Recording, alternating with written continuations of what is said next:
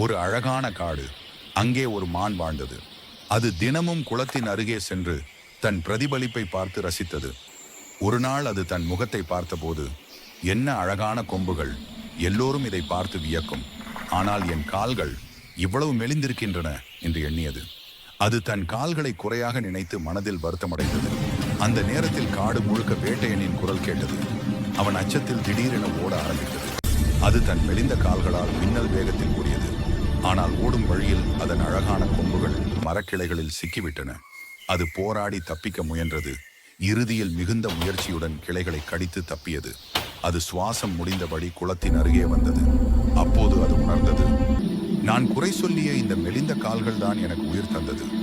ஆனால் நான் பெருமைப்பட்ட கொம்புகள் தான் எனக்கு ஆபத்தானது.